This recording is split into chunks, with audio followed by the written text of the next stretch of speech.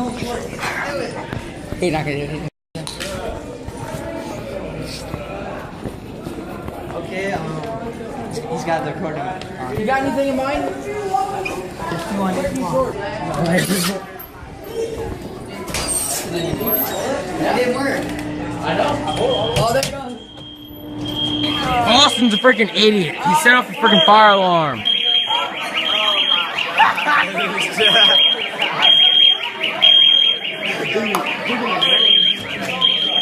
Yeah, we're gonna run so freaking much. Like all the block. He just got in trouble for having his phone there. Oh, let's go. Let's go. Mega jump.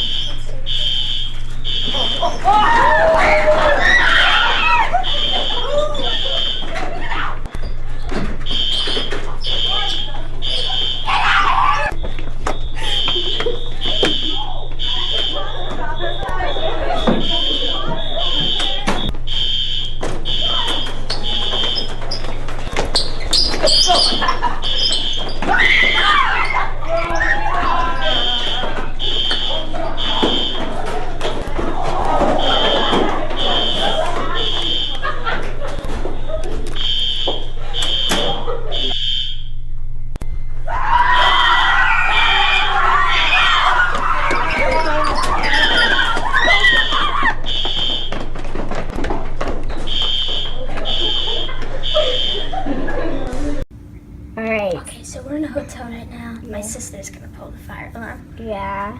Are you nervous? Yeah. You think you can do it? You're gonna get in trouble, do you think? Probably. I'm gonna get kicked out. Hey, what are you kids? Go tell him. Go tell him, Pete.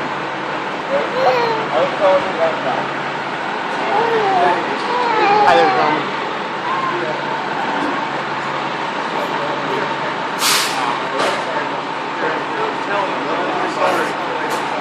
Alright, buddy, give me 5. Just don't do it again, okay? Don't do that no more, alright? We're really sorry. Oh, it's alright. That happens.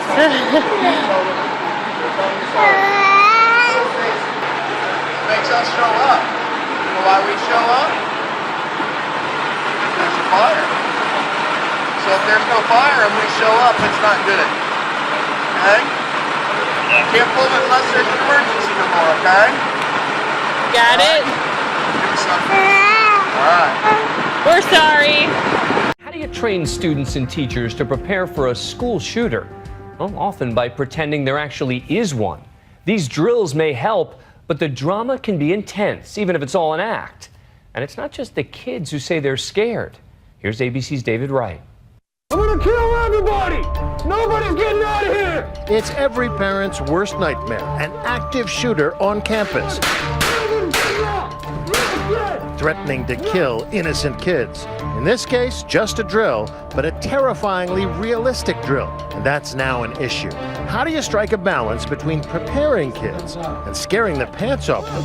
It may be just a drill, but the trauma is real. Outside Tampa, Florida yesterday, parents and students say Jewett Middle School got it wrong. The school there held a drill without warning in which police officers showed up on campus, weapons drawn. Our principal had announced that we were going to have a lockdown. 7th grader Lauren Marino and her siblings frantically texted their mom. Police came in with guns, and I'm kind of scared. We actually thought someone was going to come in here and kill us. Their mom was scared too. Well, I'm panicking because I'm thinking that it's, a legitimate shooter is coming. Xavier Tate was scared too. His dad raced to the school, unaware it was only a drill. My husband almost got a ticket coming over here yesterday. He was doing 130. The school has now apologized to the parents, and the local police chief now says officers won't use weapons in future drills, but the school will continue to hold unannounced lockdowns. The fact is, ever since Columbine 15 years ago, the U.S. has had more than 160 active shooter incidents. That's about one a month. And as we saw in Sandy Hook, even the youngest kids aren't safe. So in school districts across the country, lockdown drills are now as common as fire drills. Some go as far as covering students in fake blood and recruiting volunteers to play dead in the hallways, all in an effort to make the drills more realistic. Attention, this is a drill. We need to lock down. A modern version of duck and cover. Please go behind my desk. The teacher locks the door, pulls down the shade. Everyone's told to keep quiet. It's kind of scary, huh? Kind of, yeah. The kids huddle quietly under the teacher's desk. Do you know why they do this drill?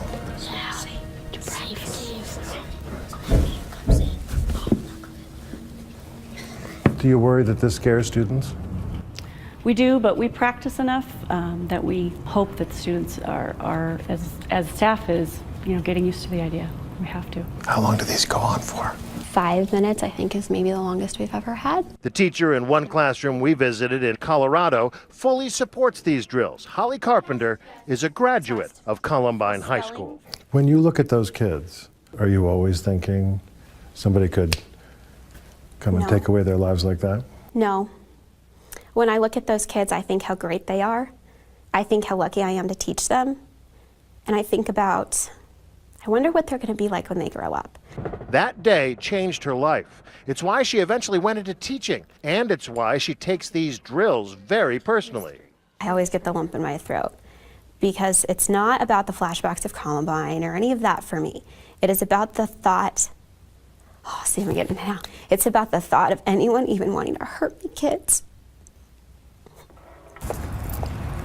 The charter school where she teaches, Skyview Academy, does the basic lockdown drill most Colorado schools do. What? Nobody's getting up. And just last week, the teachers got a new kind of training. So how did you feel? Yeah, way more empowered and lots of adrenaline. Jody Don is a former SWAT team member who responded to 2 active shootings in Colorado. If you see a gun like this open, what does that mean?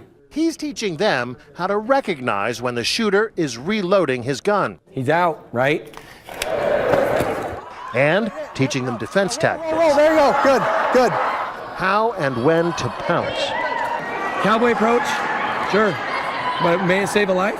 At Skyview Academy, they're trying out the new active shooter training for teachers only. It's held at night, no students involved.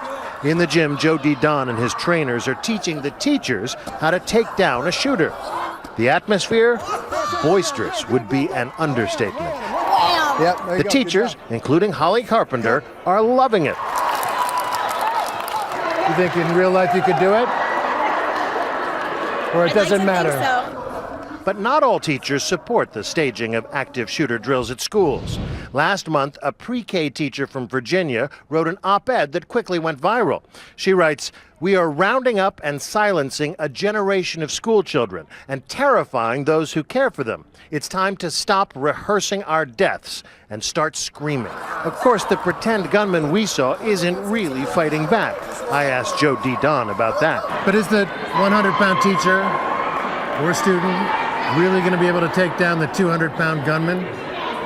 Let's try it out. You just saw what happened to me. Did you guys see what happened to me? But he wasn't exactly fighting back. Right. Let's get Joe over here in a minute. He's about 220. You pick anybody out in this crowd and we'll see what happens. You want to do that? Let's do it. All right. So we got Holly Carpenter in her Columbine sweatshirt to do it again. I want you to do it again. But this time the guy's going to fight back a little bit. Okay? This time, the gunman resisting her efforts to disarm him.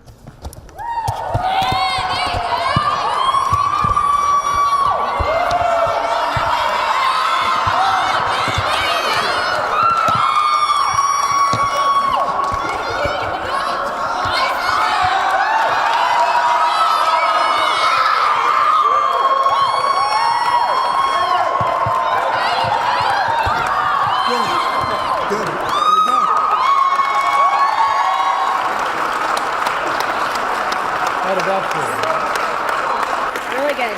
Jody Don also encourages the teachers to enlist their students to help. You're saying enlist the football team, enlist the kids. Yeah, enlist the so kids. they're asking a lot of people to be heroes who don't have the training or who aren't even necessarily adults. You bet. They don't have the training because we're not preparing them. When they come to this program, we're giving them a little bit of firearm knowledge. The question is, does this really protect people, or does it put them in greater danger? I would imagine there are a lot of law enforcement types who would say, look, don't be a hero. You know, we're not advocating the teacher to go out in the hall and go on a suicide mission. What we're advocating is, here's some knowledge, here's a little better option for you. We are talking at that split second when they know that they've done everything they could prior to making that choice, whether it's evacuating, barricading, fortifying their location, to where that's no longer working, and I've got 5 seconds to figure out if I'm going to try to do something to save myself or my kids. If you're staring down the barrel of a gun, act, don't hide. Right, exactly. For one final exercise, the teachers do their normal duck and cover drill and see how they're sitting ducks.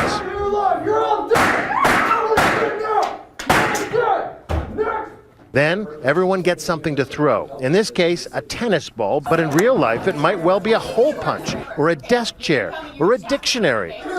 This time, when the active shooter comes in, he suddenly finds he's the sitting duck. Would it work like this if the bullets were real, or if this were a class full of kids, not teachers? Hard to really know.